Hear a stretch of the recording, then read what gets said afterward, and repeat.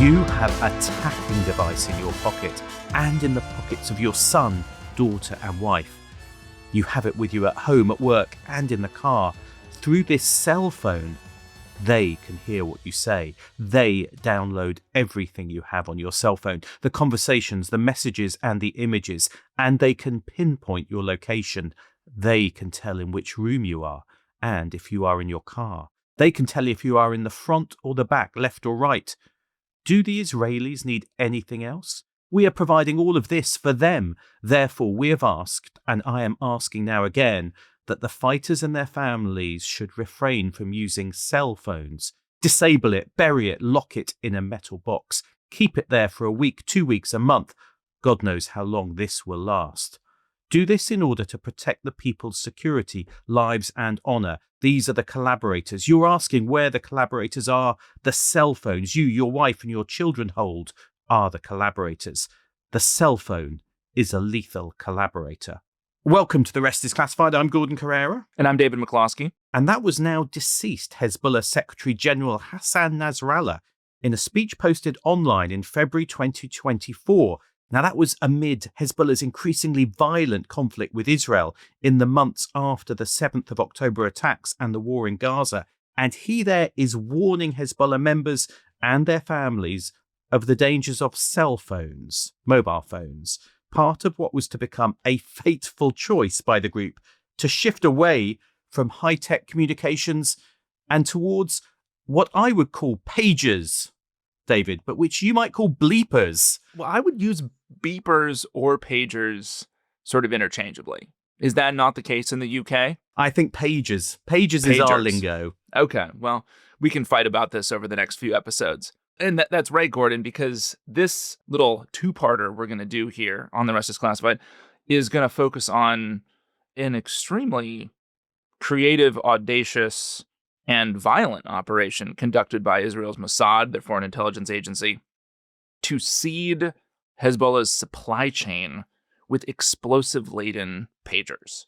Now, this is, I think, one of the most maybe audacious supply chain operations ever conducted in the intelligence business. I mean, there have been operations to, attempt to seed Iran's sort of nuclear supply chain with contaminated material. We talked about Stuxnet on the podcast and sort of trying to mess with the production process. But I think what is so unique about this operation, and we'll get sort of under the hood of how the Israelis actually did it, is they didn't just infect the supply chain.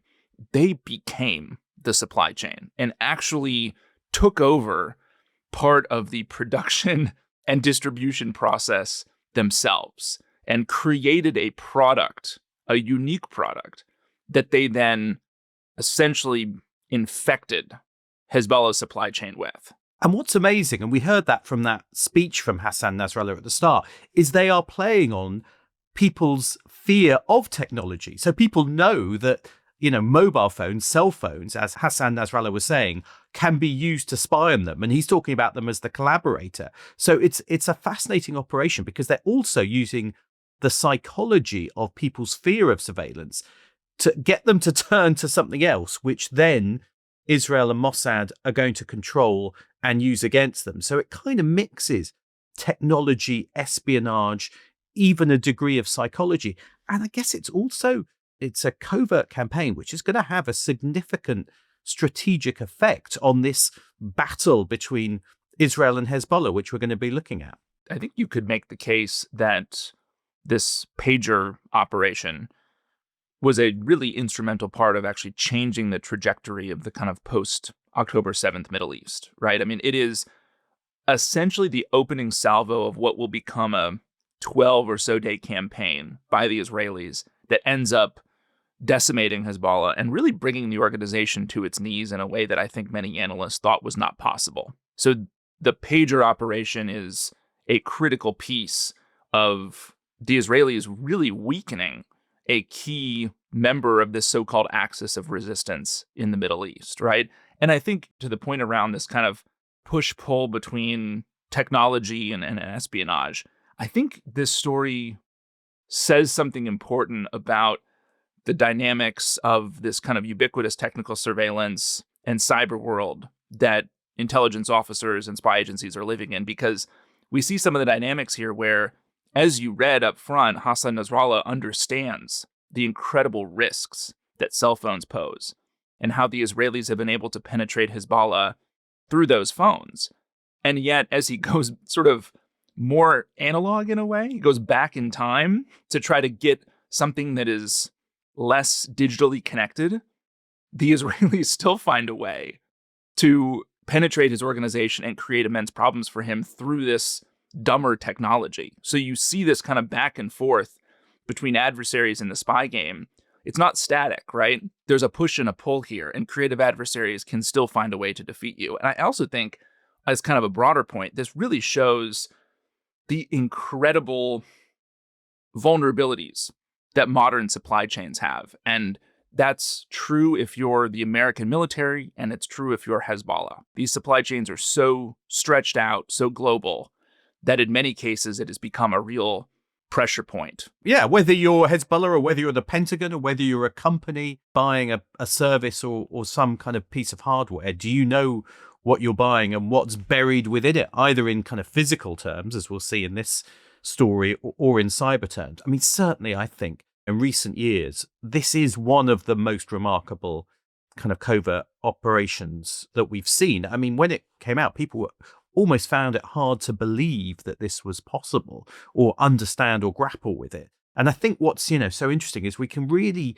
now, with a bit of hindsight, pull apart how this operation was put together and how it was executed and the impact that it had.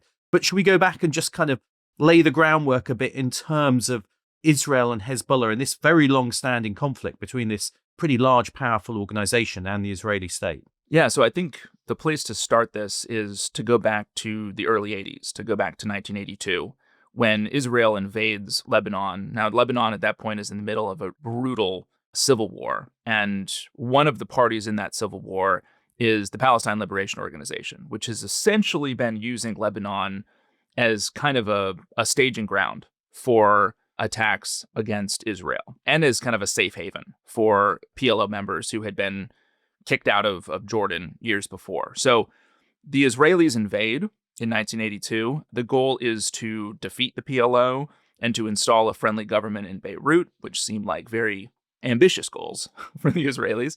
And it is in the swirl of this invasion that Hezbollah is formed with Iranian help.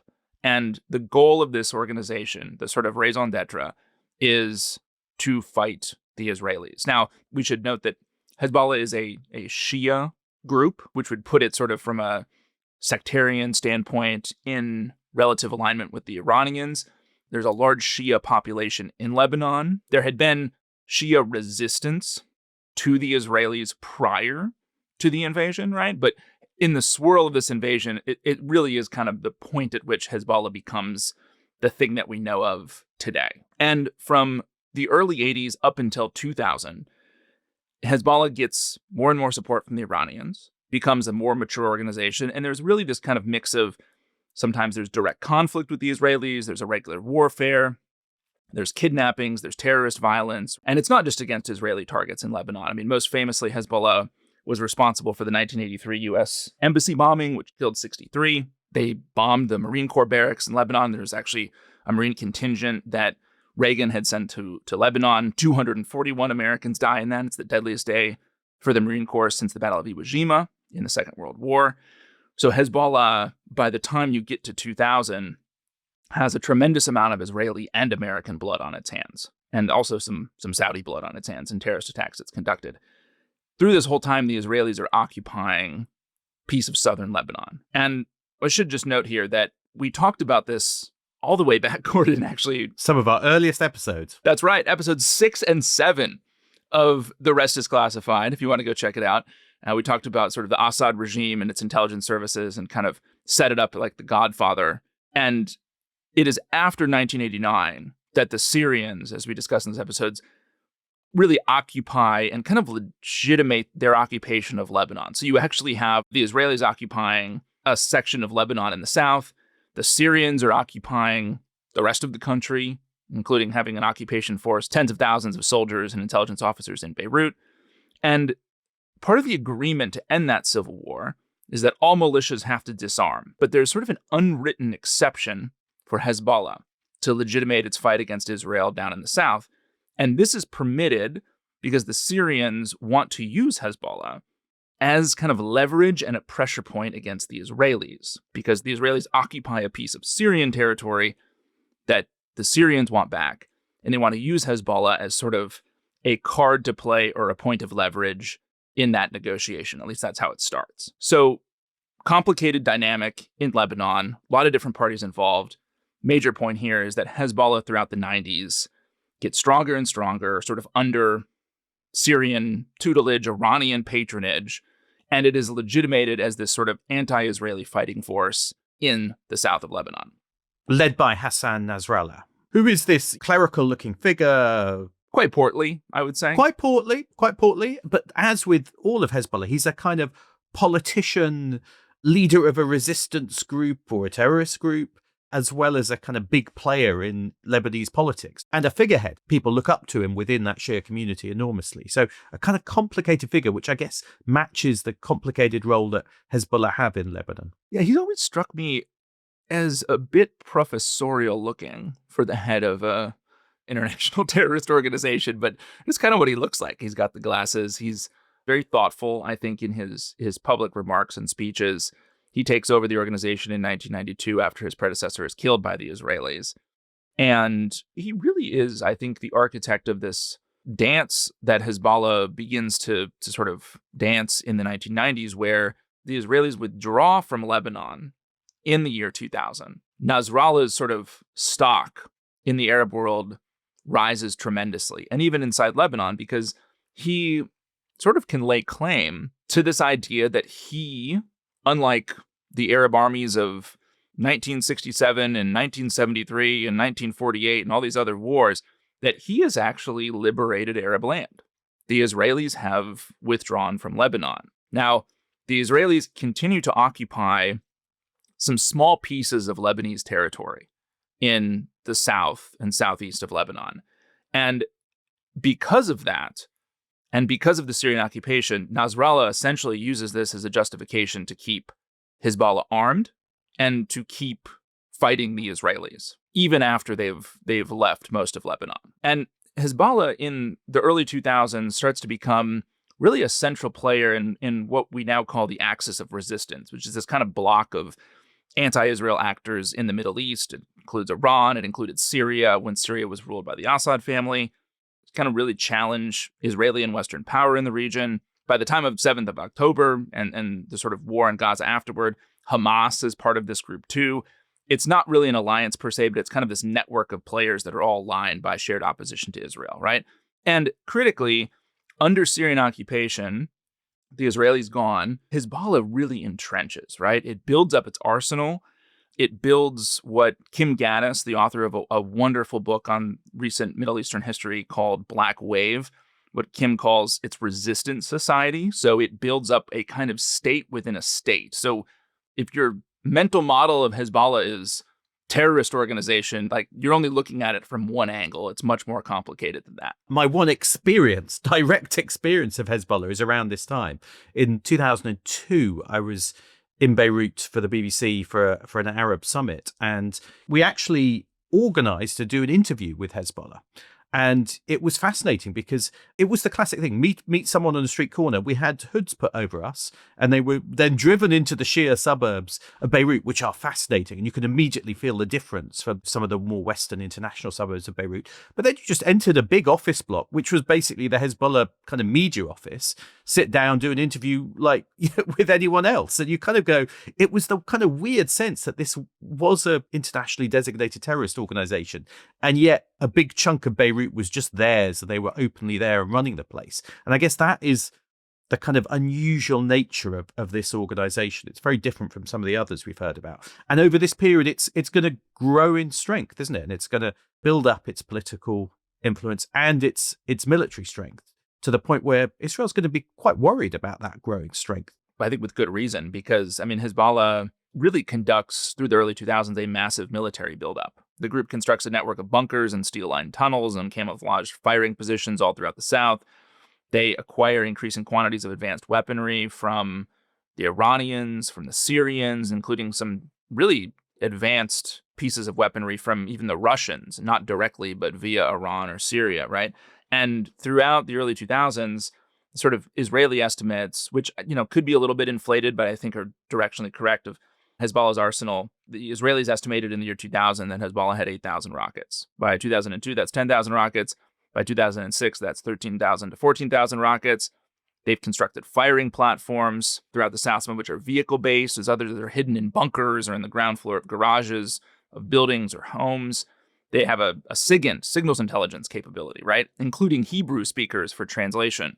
They field sniper teams, anti-tank and anti-armor, what they call hunter-killer units, to go after Israeli tanks should they cross the border again.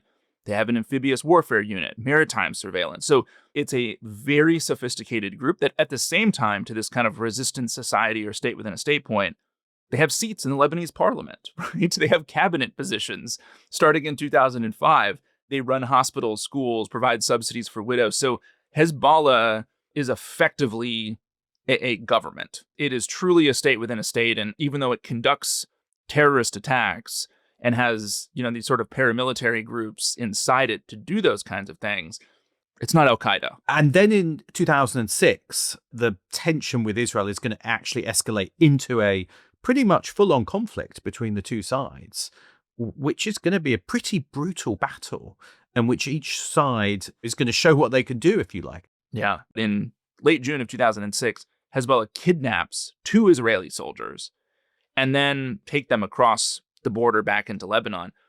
And the Israeli hot pursuit into Lebanon leads to more casualties. And so you start going down this kind of escalatory spiral.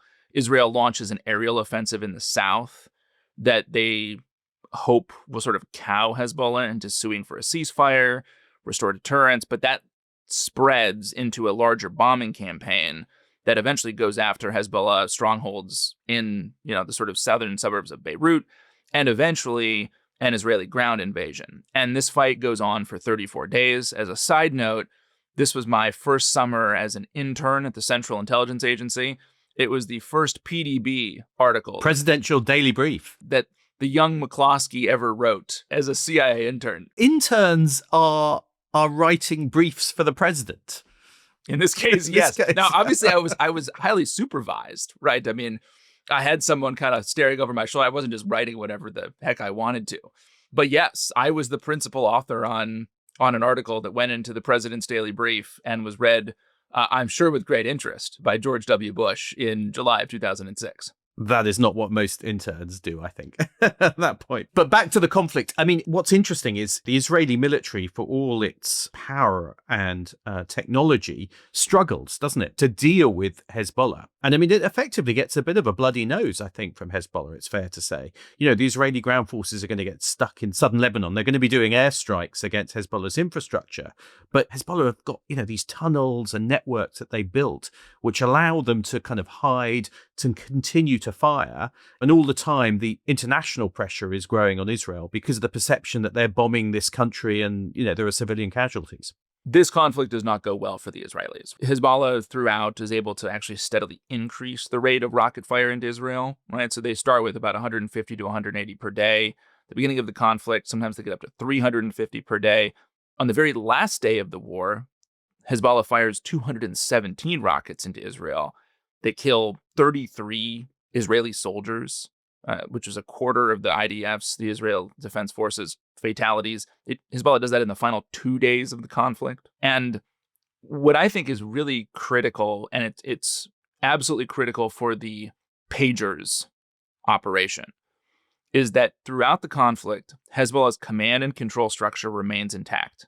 Its leadership is in bunkers and largely untouched by the Israelis. And throughout the conflict, Hezbollah retains pretty high morale, and Hassan Nasrallah and the other leaders of the organization, particularly on the military side, are able to communicate with their soldiers in the field consistently throughout the 34-day conflict. So the Israelis never breach kind of Hezbollah command and control central, right? And at the end of this 34-day war, 1,200 Lebanese are dead. There's several $billion of damage to the country's infrastructure. 125,000 homes and apartments are destroyed.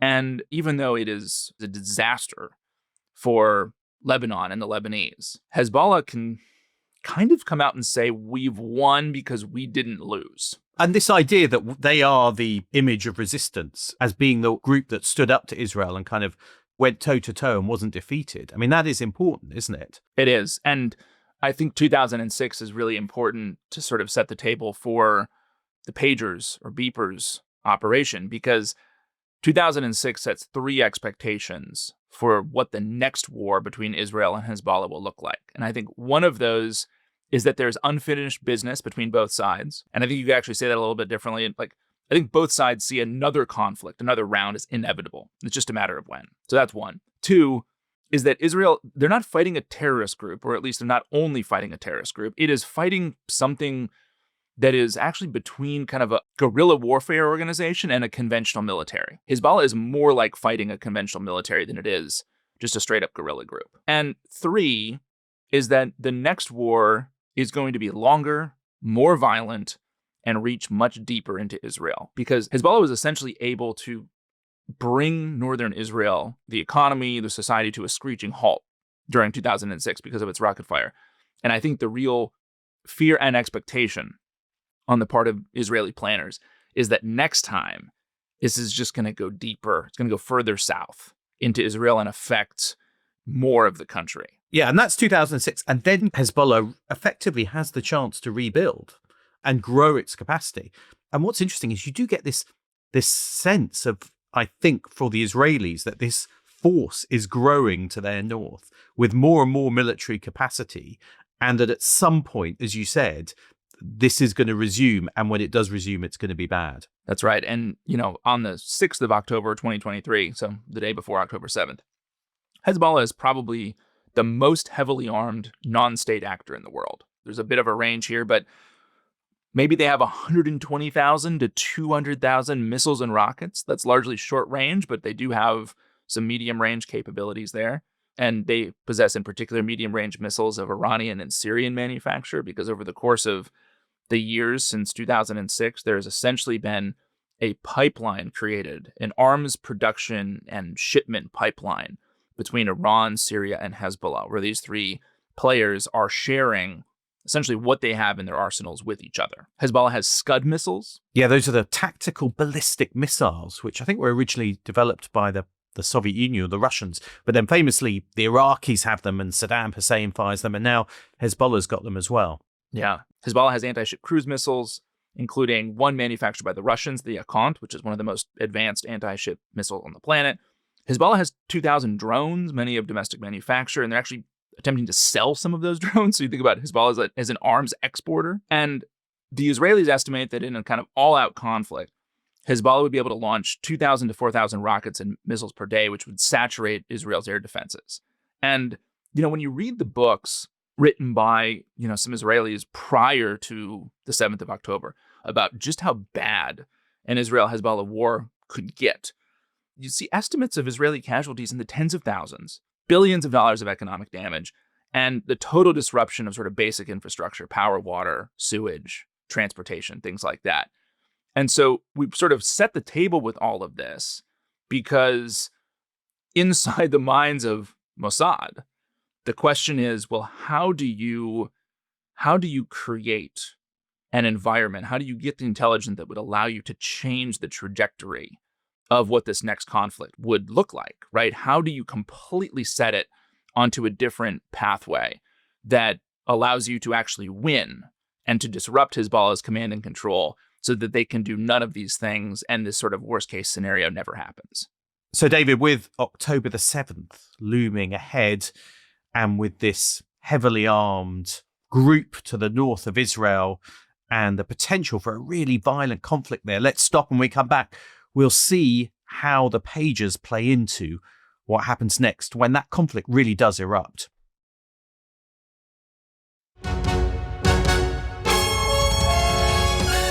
Welcome back. We're looking at the conflict between Israel and Hezbollah, which is going to result in this remarkable operation using pagers against them. And we've arrived at the moment, I guess, of The 7th of October 2023, this day when out of the blue, Israel is going to get attacked, not by Hezbollah, but by Hamas. The 7th of October 2023, 846 Israeli civilians are killed, 278 soldiers. Hamas takes 251 hostages. It's the deadliest day in Israel's history. And this takes Hassan Nasrallah and the Hezbollah leadership, I think, by surprise. But as we discussed earlier in this episode, even though Hezbollah and Hamas, they fought actually on opposite sides of the Syrian civil war, both of these organizations are part of this axis of resistance. They're both dedicated to this fight against Israel. They're both partnered with the Iranians. Nasrallah is, I think, wary of a broader conflict with the Israelis because even though he, quote unquote, won in 2006, he won at tremendous cost in Lebanon, right? And he's not, I think, at this moment keen for a broader conflict with the Israelis. But because Hezbollah is sort of carrying this banner as the preeminent resistance organization to the Israelis, all of a sudden, I think, with the Israelis then starting to effectively pound Gaza and Hamas, Nasrallah doesn't think that Hezbollah can just sit this out. For Hezbollah's status across the Middle East as one of the leading resistance organizations, you get the feeling what he's trying to do is to show that they are supporting Hamas and the people of Gaza, but without necessarily quite getting into a full-scale war with Israel. So they start launching missiles and drones, don't they, against the Israelis, but it's fairly limited in terms of what they're doing and where they're doing it. It is. I think it is limited relative to what Hezbollah might have been able to do. But of course, it's still massively disruptive in Israel, and it's deadly. I mean, there are 150,000 civilians that get displaced on both sides of the Israeli-Lebanese border in the first month after the 7th of October. And I think Hezbollah and the Israelis kind of settle into this back and forth, almost kind of staring contest / war of attrition in which it's not quite a full conflict, but at any point in time, you get the sense that a miscalculation from one side or this sort of conflict spiral could happen where you end up back in a conflict like the 2006 war, this kind of full-scale conflict between both sides. And amid this broader war of attrition, in November of 2023, so just a couple months after the 7th of October, the Israelis began targeting and killing senior Hezbollah commanders, including members of an elite Hezbollah group called the Radwan Force, which is Hezbollah's premier special operations unit.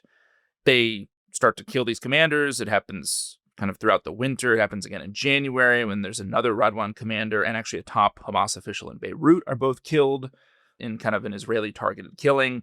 And these targeted killings in the first few months of the conflict between Israel and Hezbollah convinces Hassan Nasrallah that he's got some problems. And he's thinking, are my commanders and my fighters being tracked by their cell phones, as you read at the beginning Which of was the episode. opening statement, where he goes, the cell phone is the collaborator. This is leading them to know where we are. They can pinpoint your location. Clearly, that is what's in their mind, that the Israelis are in the telecoms, in the cell phone network, which I'm sure they probably were, and are therefore able to track and pinpoint specific commanders. So obviously they've been doing what they can to protect their operational security, but they've still got that fear, haven't they, that they're going to get hit through the cell phones or at least located through them. We should also note that, Hezbollah has a private fiber optic fixed line telecom network, which at this point in 2023 is maybe 20 years old. It runs from those Hezbollah strongholds in the south of Beirut down to southern Lebanon and east into the Bekaa Valley. The Iranians had helped them set it up, and it's a bit unclear from the publicly available reporting, but it seems that Hezbollah believes that even this had been breached by the Israelis probably prior to the 7th of October. I thought banks and trading companies were the only people who had private fiber optic fixed line telecoms networks, but clearly Hezbollah as well. But anyway, there you go.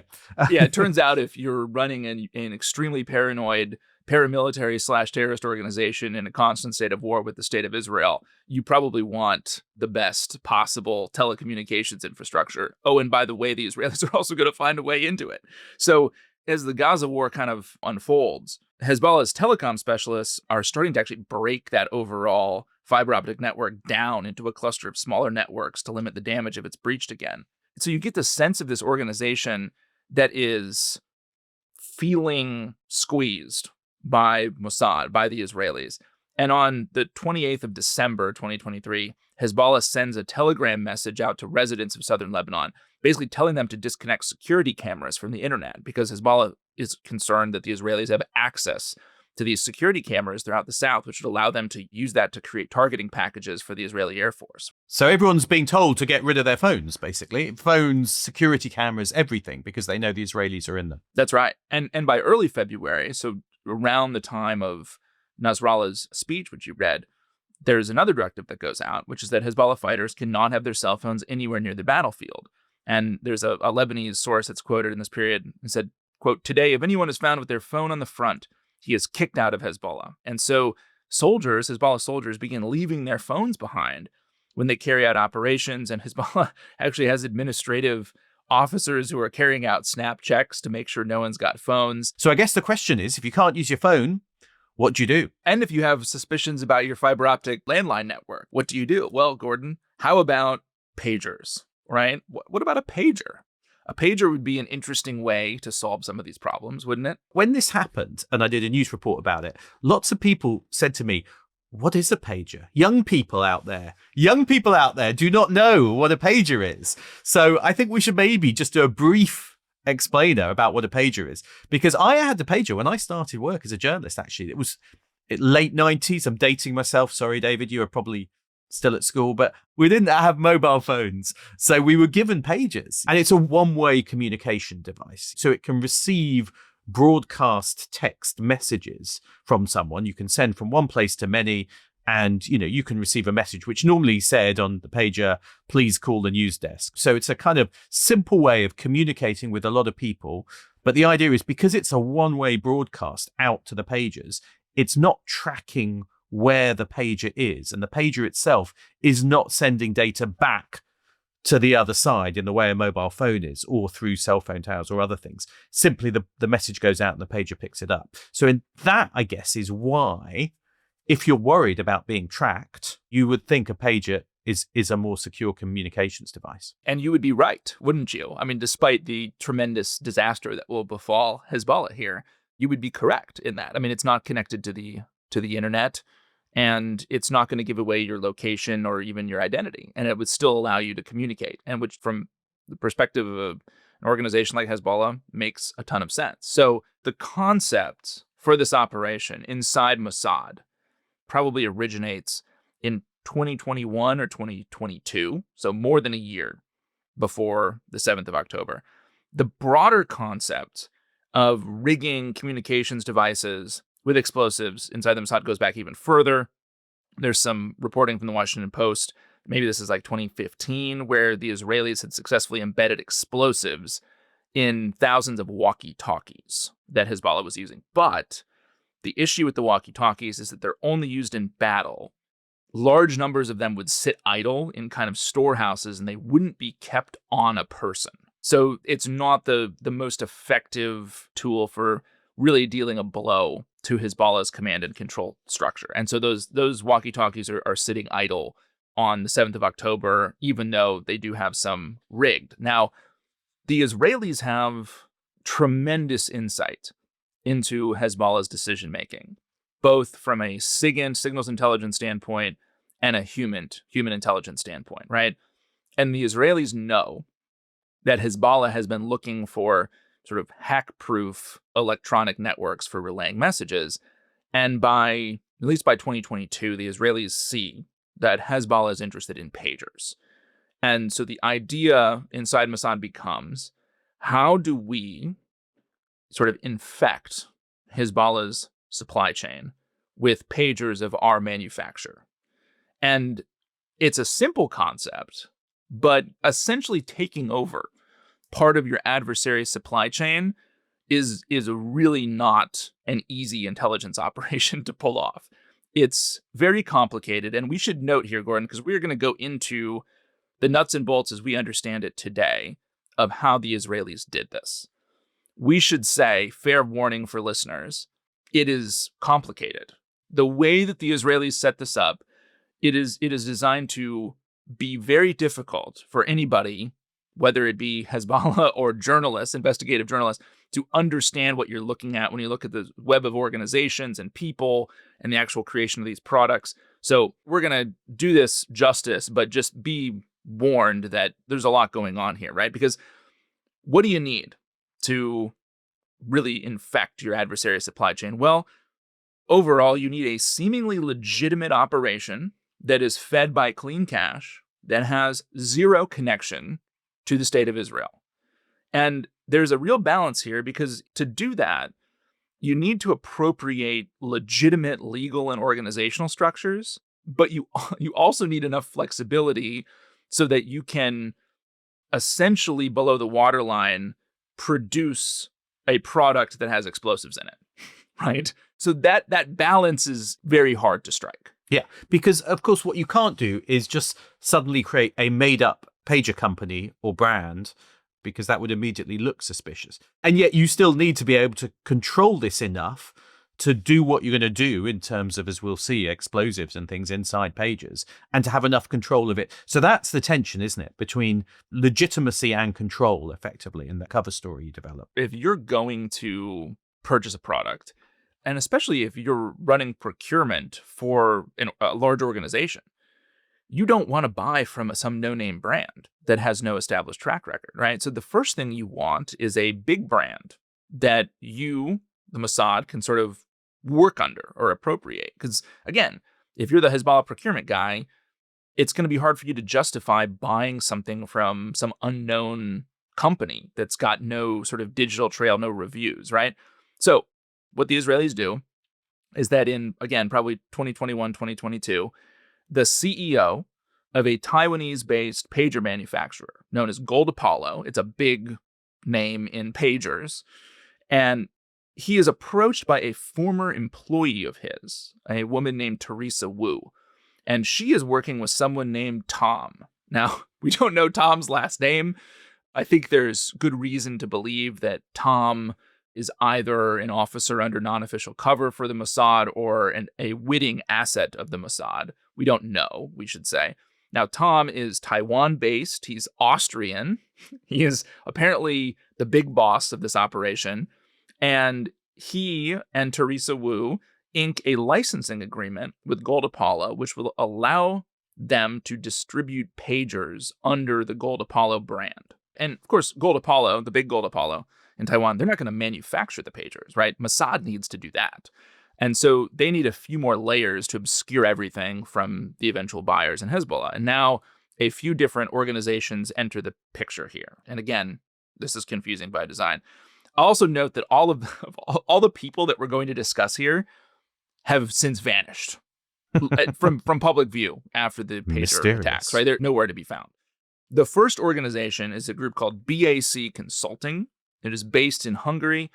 It's founded by a woman named Dr. Cristiana Barsoni. BAC Consulting is a strange corporation. It looks from the outside like a company that's got a lot of different kind of ideas that maybe don't necessarily connect. When you look at Cristiana Barsoni, her online profile, it's a little bit more like she's an influencer rather than the CEO of a company that's actually, a real going concern. But she has a PhD in particle physics. She does, from UCL. Yeah, she has, and that's true. She does have a very prestigious university, I should add, in London, UCL. That's very serious. That's right, and alma mater of our intrepid producer Becky. Now, pretty much everybody in this story has a hyphenated nationality. So Dr. Cristiana is a Hungarian-Italian dual citizen who has her PhD in particle physics from UCL.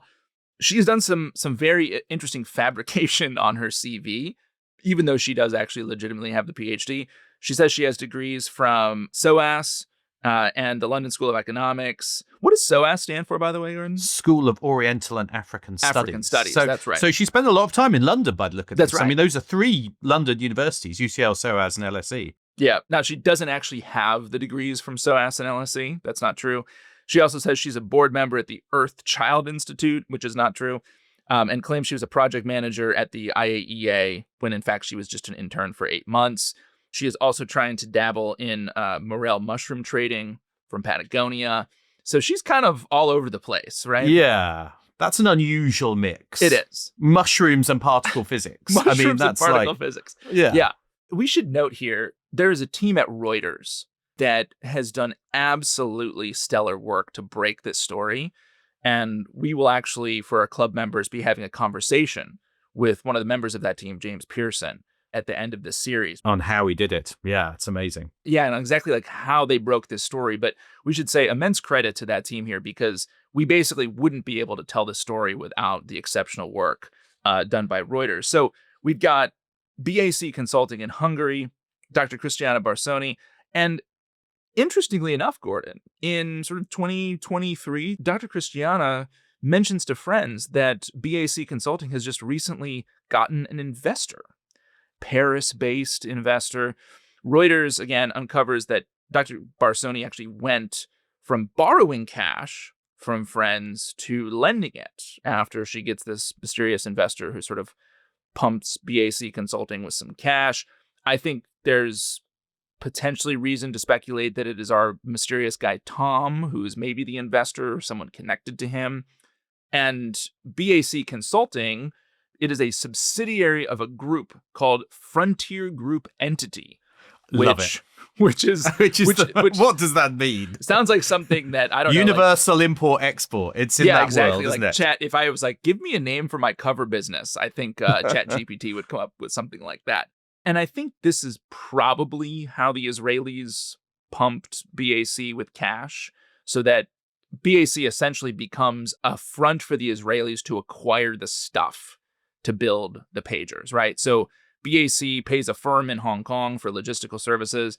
They pay a firm to make the display module for the beepers, and they sort of purchase additional parts for the beepers, like metal chains and crystal display panels, things like that. And crucially, BAC Consulting acquires the license to distribute beepers under the Gold Apollo brand. So when Tom and Teresa Wu are going to, sort of big Gold Apollo in Taipei, they are actually acquiring the license from Gold Apollo and buying it on behalf of BAC Consulting. Now, BAC is going to pay about €750,000 to Gold Apollo to acquire that license. Apparently, BAC, which is based in Hungary, is going to use Middle Eastern intermediary banks that cause all manner of headaches for the Gold Apollo accountants in Taiwan. And that licensing relationship goes back to like 2021 and 2022. And this takes us back to the money because, again, remember, you need clean cash to, set up your front organizations here. But where's the money coming from? Because BAC Consulting, remember, prior to this investor, had not really been in the black, right? I mean, it had been kind of Dr. Cristiana dabbling in mushrooms and a lot of different things that kind of weren't actually generating cash flow. So here we have another strange company which enters the picture. It's called Norta Global. And pay attention to this, Gordon. I'm actually going to read it directly to make sure I don't get any of these countries wrong. It is a Bulgarian company that is established by a man named Rinson Jose, who is a Norwegian Indian man who lives in Oslo. And he has set up the company via the Bulgarian embassy in Oslo. Wow. Okay. So, again, purposely confusing here. And we should note here, like basically everyone else in the story, Rinson Jose, who's the head of I was going to say, where is Rinson Jose now? He's vanished. Oh, no, vanished. you surprised me. Yes, yes. He's disappeared magically. And we'll talk more with James Pearson, the Reuters journalist, in our club interview about this. But Reuters got Rinson Jose on the phone after the pager attacks happened. And as soon as one of the journalists mentions Norta Global, Jose hangs up and he's never heard from again. So anyway, while Rinson Jose is running Norta, the company sends €2.6 million to BAC Consulting in transactions that are marked in the Norta Global books as services, right? Now, that's probably the money used to finance the fabrication of the pagers. And interestingly, just as, start to dig into who Rinson Jose is, he had a profile on an Israeli website, which connects entrepreneurs with Israeli investors. He had also tweeted once at Malala, the activist Malala, sort of defending Israel back in May of 2021. So again, it's not proof of anything, but he maybe looks like the sort of guy who, if he's tapped on the shoulder by the Mossad, might be happy to help. And so I don't think we know precisely what he was. He's probably not an actual Mossad officer, but he's somebody who would have, sort of looked favorably on a request for help from the Israelis, most likely. Now, where did the 2.6 million euro come from? The sort of digging that's been done since, like if Hezbollah starts to dig, you want this to be really challenging for them. And you don't want them to end up with like, oh, it came from a bank in Tel Aviv, right? So the money came from two Hong Kong-based companies that handle remittances. They're run by an Italian and a Swiss national, both of whom don't actually exist, right? And one of those Hong Kong-based companies, Ellenberg Trading, this is where you actually do get a connection back to Israel, paid Norta from a bank in Israel. So there's another layer here. It is money laundering, isn't it? It's a bit like when we've done stuff on criminal money laundering. We famously did the kind of $1 billion heist with the North Koreans stealing money. I'm half expecting someone to turn up in a casino in Macau here with suitcases of money in order to kind of launder it and hide the origin. But we can see that they fairly effectively moved the money to build it and, create this cover story, which is pretty well distanced from Israel to do it. But the next question is, you've got to actually build these pages, haven't you? You have to make them. And that is a little bit more mysterious, isn't it? Where exactly they were made. That is still one of the unanswered questions about this whole operation. And Reuters looked at promotional videos of the pagers because, by the way, the Israelis created videos that are available on YouTube that showed the product, right? And there's a USB stick in the video that's made by a German company. There's a wood desk in the video where you're kind of showing the pager. And in that video, there's this kind of short segment of silence. And when you amplify it, you get a hum that's at 50 hertz. That is consistent with a power frequency in Europe or in Israel, but not in Taiwan, where the hum would have happened at 60 hertz, right? And so we can assume that these were not actually manufactured by Gold Apollo in Taiwan because of that. Given what we know, and I don't think we're giving too much away to say that there's going to be something very nasty inside these pages, something explosive. If you were Mossad, would you risk making them in a third country, like in a kind of, I don't know, in Hungary or Europe or somewhere? I'd have thought you'd do it in Israel to kind of, if you've got to kind of get that much explosives and material into it, because we're talking about a lot of stuff, and to keep control of it and to avoid any kind of thing going bang by mistake. So as you said, we don't know. My guess is they do it in country, but who knows? I wouldn't do it in Israel. You wouldn't? No, I don't think so. I mean, where would you do it, David? Where would you build some exploding pages? I would do it in Hungary.